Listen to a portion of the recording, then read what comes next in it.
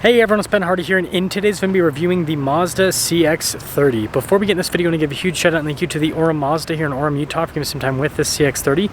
I'll include a link to their website in the description down below so you can check out what they have currently. Also include a link to my car buying guide. Let's get into it.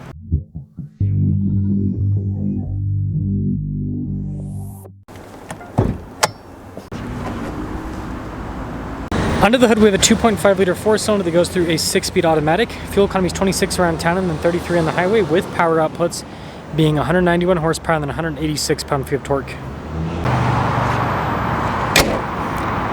Now, before we move forward with this review, I do want to mention if you want to see more videos just like this, then I recommend you subscribe because I post content every single day.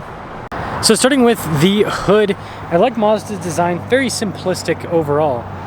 And then really cool headlights as well. You can see the turn signal indicators down below. And I like the chrome trim here on the grille too, kind of makes it pop a little bit, but again, simplicity works.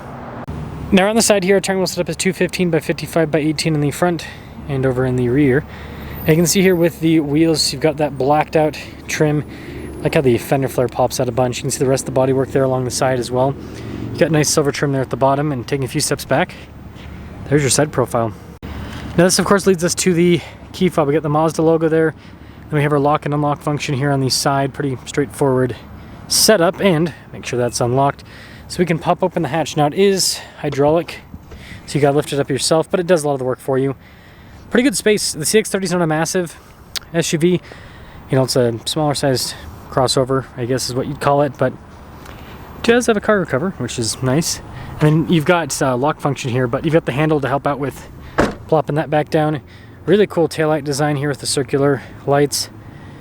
And well, there's the rest of the rear. Now this of course leads us inside. So we've got this kind of like soft touch trim here, and then also down below as well. And look at these seats. Nice trim all over. Quickly pop in. Plop. Legroom back here. It's good. We've got some vents here in the rear. I like this whole armrest setup. That's nice. And then with the roof, it actually stays pretty level throughout, so it's got pretty good headroom back here. And this leads us up front. So you can see we've got soft touch here and down below. We've got all of our window controls here, mirror adjustment, door lock and unlock function, blind spot running with the mirrors. And then here's the front seat. Nice trim all throughout. We do have our manual adjustments there on the side. And then even the dash has fancy trim.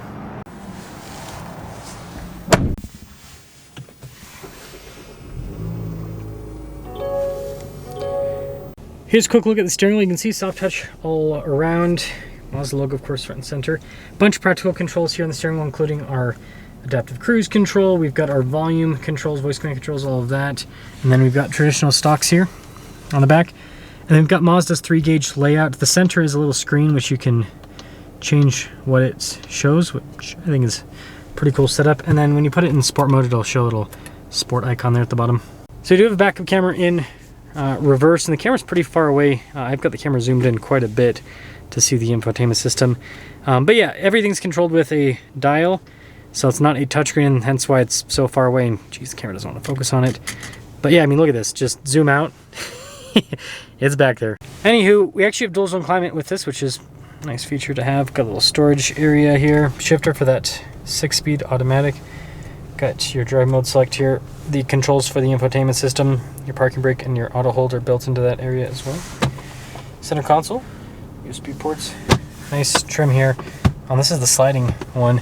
And look at the dash here, soft touch all over, which is nice. And then even that design's pretty cool. Pretty normal glove box. And then we've got a regular rear view mirror, and then no center for anything like that. So 2025 Mazda CX-30, total MSRP is $28,235. There's quite a bit of glare, so it's kind of hard to see, but under 30 grand for all-wheel drive. Let's see how it performs.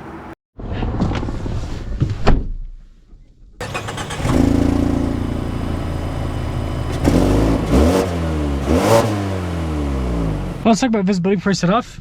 There's visibility of the hood, both of the mirrors, the blind spot warning, got the rest of the rear.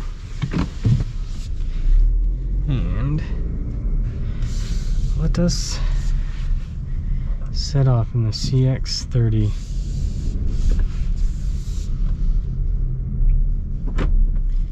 This is a nice car.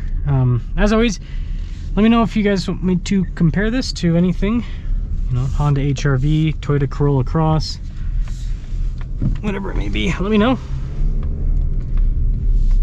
The only one that I think that might be hard to do a comparison would be a Subaru Crosstrek, because Subaru and Mazda are kind of far away, kind of. But I might be able to make something work there. Anywho, smooth drive. I like the 6-speed.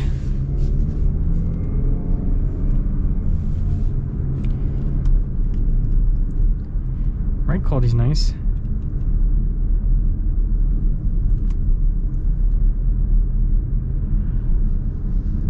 It's pretty comfortable over all the bumps and everything.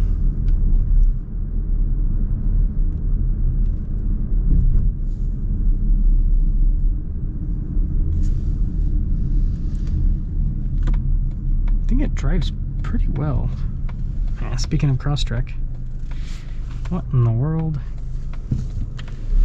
Welcome to Orem, Utah. A little bit of a lag there.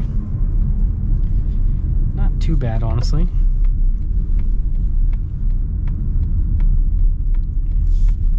Not too bad.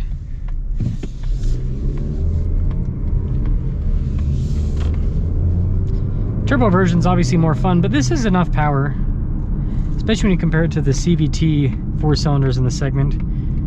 This 2.5 with almost 200 horsepower does pretty well. So overall, the CX-30, it's a great, affordable, all-wheel drive crossover.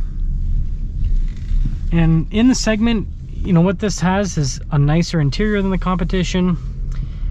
Drives really well. It's got nice touch points. Seats are comfortable. Looks good, but it's not like really any more expensive. It's pretty much right in line price-wise with everything else that's in the segment here. So I don't know, I think that Mazda's done a great job with the CX-30, and I think it's kind of one of the overlooked all-wheel drive crossovers. Everyone's always talking about Subaru with all-wheel drive, and it's like, hey, Mazda, sorry, I gotta make sure to land this pole. Mazda makes all-wheel drive cars too, just saying. But let me know what you think about the CX-30.